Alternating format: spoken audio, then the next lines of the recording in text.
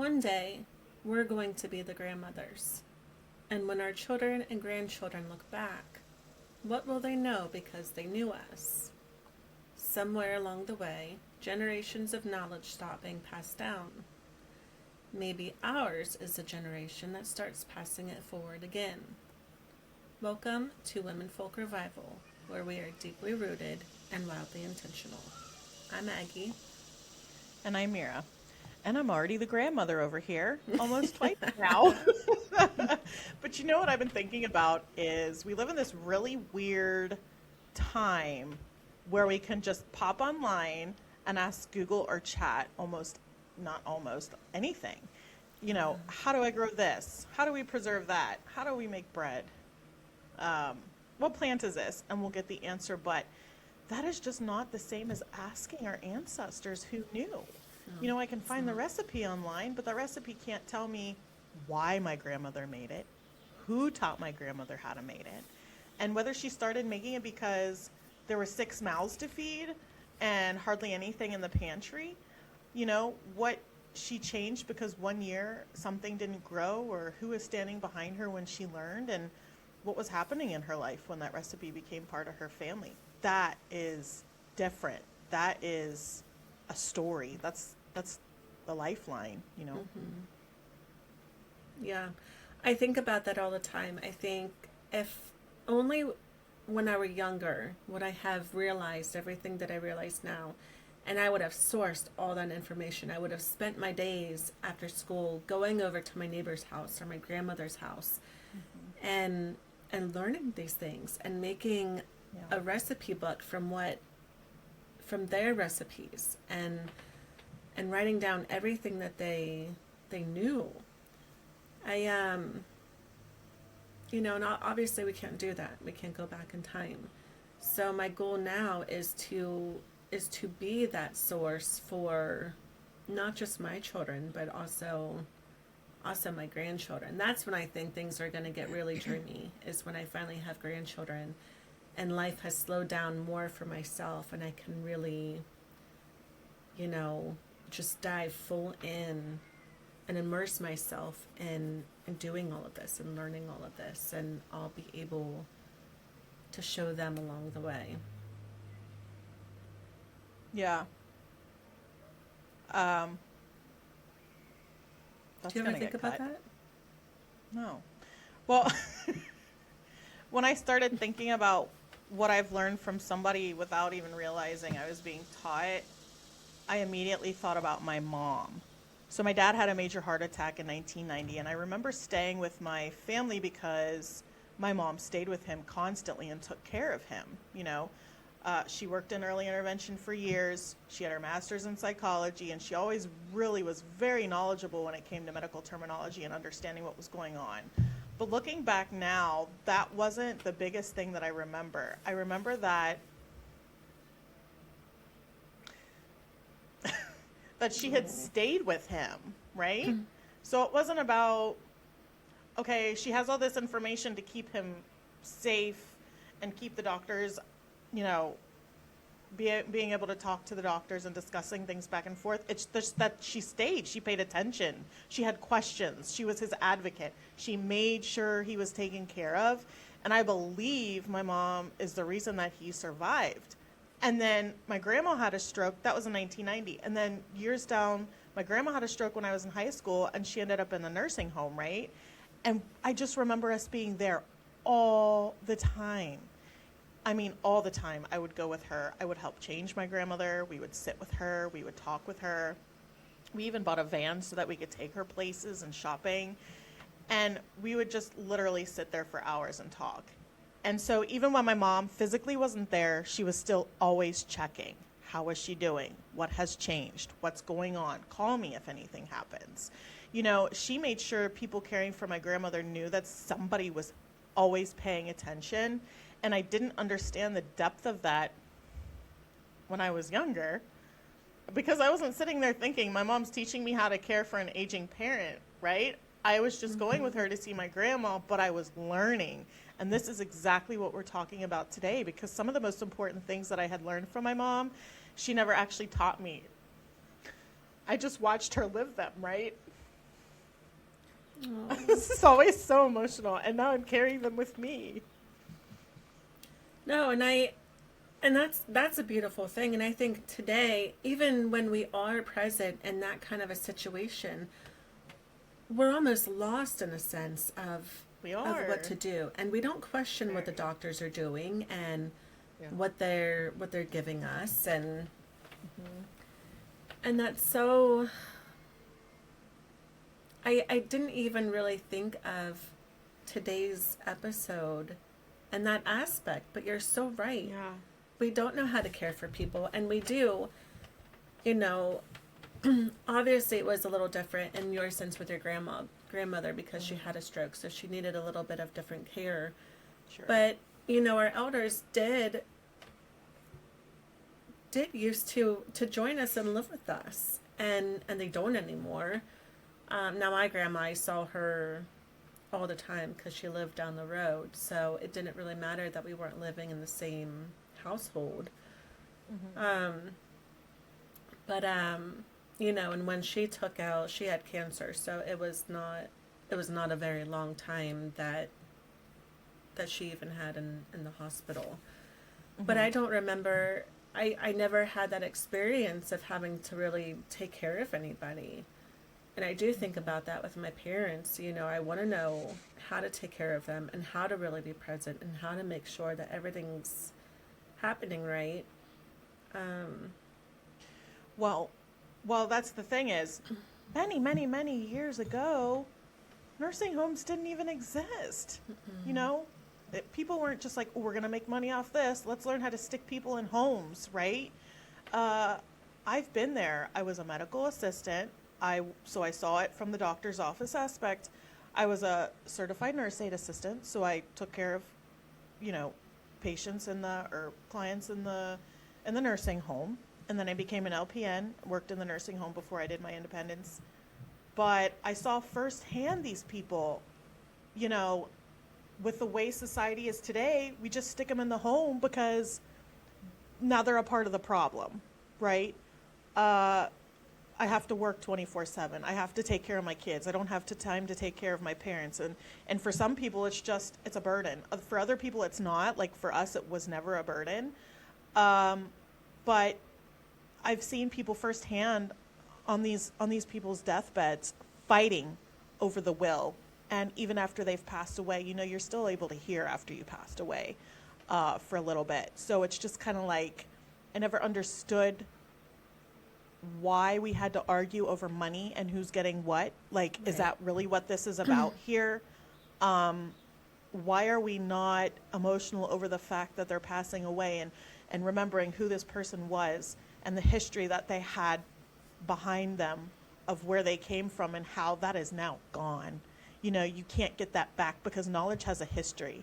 And that's one thing that I always had taken with me was, man, I can't sit there and talk to my dad. The older I get, the more I'm like, I really need my dad, you know, because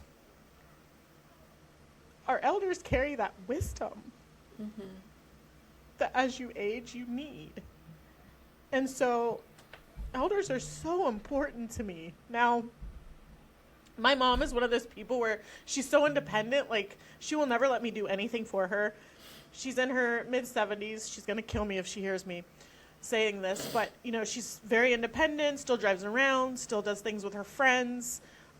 She always makes sure that she stays busy. She's very natural, homeopathic. Her house looks like a pharmacy. Like she knows her stuff, right? So if I were to ever ask her to come live with me, it would be an absolutely not. Even if it gets to the point where she has to be put somewhere, she would never want me to be burdened, even though I don't think that would be a burden. That's just not who she is because of the society that we've lived in. That's just Right. not how she sees things happening. So for me, that would be hard and difficult. I would just have to learn how to angle myself better where, okay, now I'm going to go see her. So like now, even though she's still perfectly fine, I make sure that I see her once a week, right? Just me and her, just so we can talk about things, history, past. And even though I was adopted, I still love hearing about her family history and where she came from. Because not only does it make you closer to that person, but it gives you that knowledge of knowing where it came from and who carried it before you, and why they did it that way, and what happened in the lives around it. Even the fact that you were adopted, it's still part of your story Yeah. and where you came Part of my from. history. Yeah. Knowing everything that your mother went through and her life beyond that put her on a path to say, yes, I want to adopt, and in her adopting you. So that's absolutely Right. your history as well. It is. And just because my grandmother wasn't my biological grandmother, that woman had a green thumb. She could touch the soil and something dead would come back alive. I kid you not. So it doesn't matter where you come from as well. It just matters how you've been taught. What did grandma know about her soil? When did she know that it was time to plant certain things? And what does she do when bugs got into everything, right? And what did she make when she suddenly had 50 tomatoes on the counter, and who taught her how to do that? So, uh, you know, it's all about carrying that forward and teaching our kids, because you can't ask Google and chat, well, tell me your history, right? Like, how did you know that this is what was supposed to happen at this time? And plus, you have a story behind it, and that has meaning, and that's how you remember these things, and how you pass things down the line. You start to realize that at some point there's not going to be an older person there, to ask. It has to be us. It has to be the ones, and if nobody ever taught us, we have to become the women who relearn it. And then our children don't have to start from zero. Yeah. And we need it's to learn. a struggle. And like you said, I'm constantly Googling. I'm constantly going on ChatGPT, and as much as I don't like technology, as much as I don't like AI, I mean, it does scare me. How advanced it could become. But it has been wonderful, and it's even talking to me like, yeah, they did this, society did this, and and I'm like, yeah. But I don't know where I would be without it, and I'm using it in a way where I don't want to become dependent on AI for this. So I'm finding out the books that I should get, that I can have on hand, and I can have all this information if the system does go down, and to get myself away from being on a screen and using artificial intelligence. As wonderful as it can be, it's not something that I want for the long haul. It's a short-term thing, and then I want books, and then I want hands-on experience, and then I want to pass it down. I don't want to teach my children how to search it up on the internet. I want them just to be able to know, or to source a book. Because they've learned from you how to do that. And that's why I want to go back and work in a nursing home or assisted living. I never really wanted to go back and work in a nursing home I don't like doing bedside. Like, I'm kind of wanting to move away from that. But I miss my clients. That's the one thing about working there, is you can just gain so much knowledge from them. Sometimes after I did my med passes, I would just, if I didn't have anything else to do, go sit and chat with them. I mean, because a lot of them don't have people that come and visit them, and they would just tell you everything about their history and how they grew up, and it would paint this picture in your mind, and it's like, what did they know that we don't, not just what could they do, but what did they understand? They knew how to make things last, and they knew how to go without it a lot of the times, and they knew how to wait and how to stretch food and miraculously make something out of nothing. Out of absolutely nothing. Yeah. And we've lost ourselves, and we've made ourselves too dependent on society, and everything now is make it faster, make it easier, have it delivered, Yes. pay someone to do it. Don't wait. You can't be uncomfortable. And, you know, it's just. And like, I won't say we've made ourselves. I don't believe that we made ourselves. I don't think that people genuinely realized what was happening along the way. But now in this day and age, I think we're all well aware of it. So Yeah. if you choose to stay in that world, then you are absolutely, the cause. If you're not being proactive about figuring out how to live, how to live without being dependent on anyone else or any kind of system. Yeah. You know? And a lot of people out there are going to be like, I'm keeping my washing machine. I'm not going down to the river to wash my clothes, and I'm not. We just bought. I would love to. We just bought a brand new washing Washer. machine. I wouldn't mind doing those things either, and I've talked to my husband about it. In no way, shape, or form are we going to do that full time or do it overnight. These are things that we want to experience and get, do the hands-on experience and know how to do, in case there ever comes a point where we have to. That way, it's not going to be like a. When I first started telling my husband this, he was like, if the system falls down, he was like, you just adapt. He was like, can't you just adapt? And I'm like, of course I can adapt. I mean, look, I've adapted so much already, and that's totally fine for me, and it's totally fine for him, and it makes sense to us, but it doesn't for a lot of other people. But I told him, I was like, imagine how much easier it'll be if we already know how to do those things going into it. Exactly. So yeah, I don't want to go down to the creek and wash all of our clothes, not to mention that creek water is polluted to an extent, so gross. Yeah. And I just bought a brand new washing machine. I'm not against anything modern.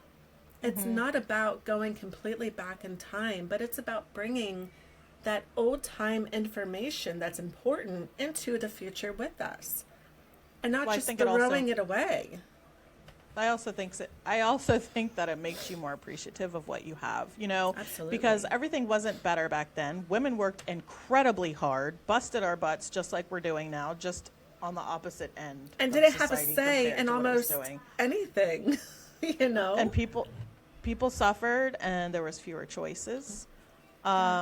And even a lot of those, old time, herbal remedies or whatever were severely dangerous, and ended up long-term killing people because, they didn't know the long-term effects. They just saw the short-term, and we know those things now. We also know that a lot of these herbs do better for you than modern medicine does.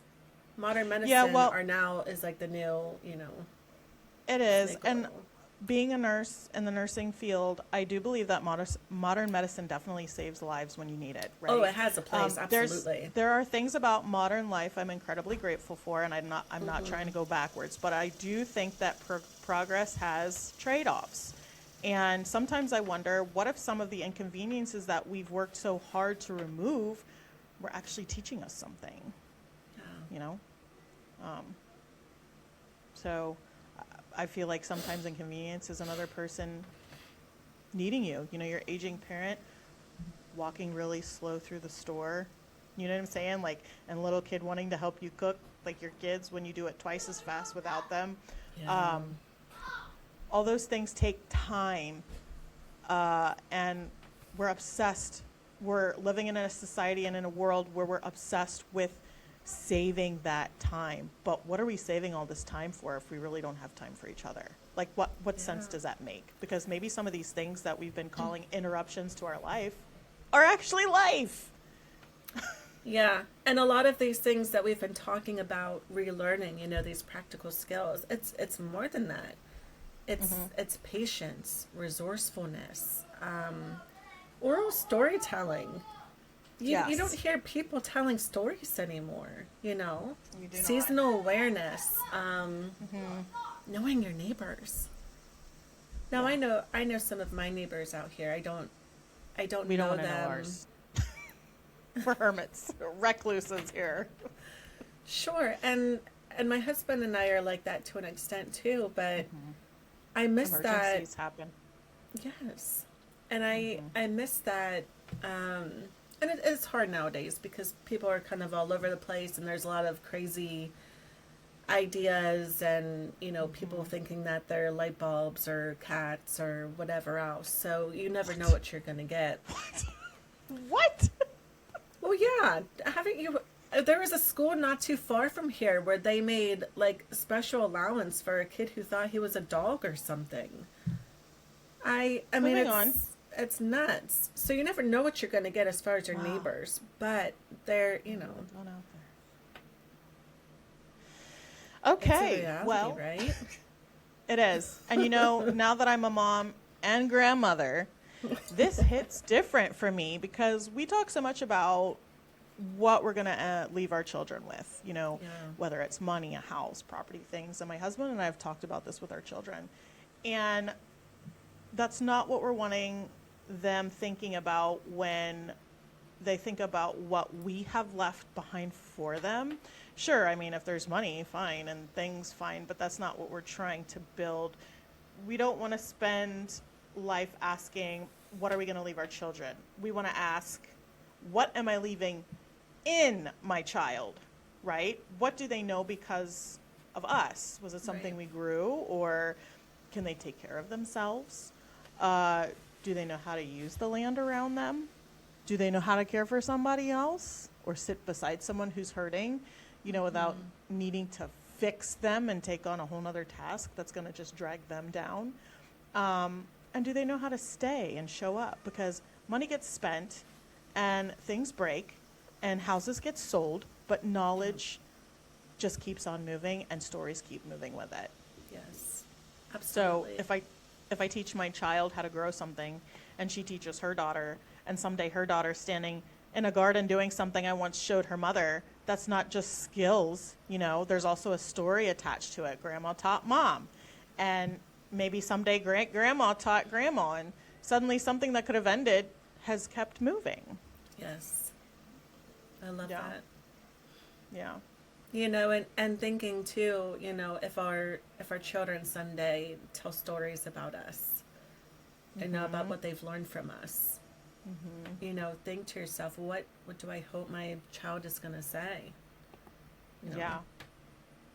Mommy taught me how to sit down and watch a television show, or mommy taught me how to scroll on my phone. Yeah, or mommy taught me how to buy packages from Amazon, plant little seeds and grow food from them, and wonderful. We've got these sunflowers in our yard right now that are like over 10 feet tall. They're ginormous and they're wonderful and lovely, and wow. And it's so exciting, and it's fun to have that stuff growing and then watch the wildlife that comes in as well, and then learning about that wildlife. There's a whole world that you can teach about. And what that's wonderful. Yeah, go ahead. No, say it. What wonderful experiences to share with your children, and then for them to be able to pass that on, the real beauty in the world. That's where it's at. Yeah. My husband and I were just talking about planting sunflower seeds along his pole barn. We did end up moving. We did end up getting our space, and we do have some acreage. And just watching the kids run around, I'm always so emotional. It's just so different, Like, we're here now. We can explore so much in our yards. And now that I've become a grandma on top of that, it's not just hypothetical for me anymore because there's already another generation here. Man, I feel old. And another little one coming. So when you say, what will our children and grandchildren know because they knew us? I really need to think about that now because I'm old and mine are already here. No, I'm not old. But my grandkids are already here, and that's my legacy, and not just what we leave for them, but what we leave inside of them. Yeah. So yeah, and there's hopeful parts of all of this. some of this isn't lost yet, and there's the people carrying it are still there. There's still Yes. people there, like our parents and some of our grandparents and aunts and uncles and neighbors, like you were just saying, and people who remember a different way of doing things, and we can still ask them. That's why I'm grateful I have my husband who's from another country, because the way they do things is totally different than how we do things here. And Yeah. maybe we need to just start asking different questions, not just how do you make this, just but like who taught you, and why did your family make it that way, and what do you remember about learning it that way, and what did they grow, and um, what traditions disappeared, and just kind of just all these questions that keep coming to my mind. There's so many of them, and what do you know that nobody has ever asked you to teach them? Because we can research instructions later, but we can't search for the story online when they're no longer here to tell it, and that's the part that's worth getting to know. Did you hear that there are AI companies that are buying books and destroying them? No, I did not. I don't. That's just something that I quickly heard, and I don't know a whole lot about it. But things like that are very possible. It's Yeah. possible for all of that information to be taken away from us, the access to the internet and artificial intelligence. What are you going to do when all of that is gone? What are our children going to do? What are future generations going to do if all that information disappears? That's why knowledge is important, and pen and paper is always important. That's one thing my dad always told me. He was a poet. He always told his family members, and he always told me, always keep a pen on hand and paper and write things down so that you remember them. Because he too told me People that don't write anymore. one day things won't be here. And this is, I believe all of this that we have been discussing is the heart of Womenfolk Revival, because we're not trying to recreate the past. We're just asking what was worth keeping that we Yes. can bring with us now. And what did the women do before us? What did they know and stuff, land, family, community. And maybe revival looks like planting something or learning grandma's recipe or preserving food. I think, yeah, I think the heart of revival is taking that old useful information and bringing it into the modern world and finding a way where it meshes together beautifully, and Yeah. then creating a way where we can continue going forward with it. Yes, I agree. So, Maggie, you started this conversation with a question. When our children and grandchildren look back at us, what will they know because they knew us? And maybe that's the question we leave everybody with this week. I do not want to cry. I hate this. Because someday And somebody don't might be. and don't it's a hard question. And even for Yes. Meara and I, who have already started this journey, we're still thinking, my goodness, am I doing enough? Am I teaching them enough? Am I Am I doing it right? teaching, yes, am I doing it right? Am I teaching them too many bad habits along with everything else that I'm trying to teach them? And it's a hard road to go down, and it's a hard pill It's to very swallow. scary. If you look at it and think, man, I haven't taught my kids anything. And it's never too late. It's never too late to change that, and it's never too late to leave something behind and to change their perspectives and to change their stories of you and what they've learned from you. And don't doubt yourself, because I have 2 adult children who went to, Montessori. And then I have my 2 elders now we have are in school, and I just pulled my kindergartner the other day. I'm winging it. I'm just going to homeschool her. So that is very scary. So don't doubt yourself. Make sure you have people along the way that are there for you that can help you. And Maggie's helping me with the homeschool thing. So, and just do it. We don't have to live exactly like generations before us, and we definitely don't have to pretend that the past was perfect, because it was not. Just don't let everything disappear. And ask the question while the person is still there to answer it. Learn the thing while their hands can still show you. Write down the recipe, but write down the story behind it too. and ask who taught them, ask that they remember, ask what they remember, and then when it's your turn, you teach for somebody else, because maybe somewhere along the way generations of knowledge did not stop being passed down, but that doesn't mean the story has to end there. Maybe yours really can be the generation that starts passing it forward again, so that one day when our children and grandchildren are asked, how did you know that? They can say, someone I love taught me. And to me, that's a pretty beautiful thing to leave behind. And speaking of where we're going from here, Maggie, somehow it has already been 6 months since we started Womenfolk Revival, which is kind of crazy. I can't believe it. So next week we are doing something a little different. We are going to sit down for where we are now, 6 months of Womenfolk Revival. Where were we when we started this? Where are we now? What has changed in our lives? What have we learned? And what did we think Womenfolk Revival was going to be? And what it has actually become, and where we are going from here. No big lesson, just us sitting down 6 months later and talking about where this whole thing has taken us. And I have a feeling we're going to realize a lot more has changed than we think. And before you go, if today's conversation made you think of another woman, send this episode to her. And if you've been coming back and listening with us each week, don't forget to like the episode, follow Womenfolk Revival, and share it on your favorite platform. We'll be back next week, and until then, stay rooted and stay wild. Stay wild.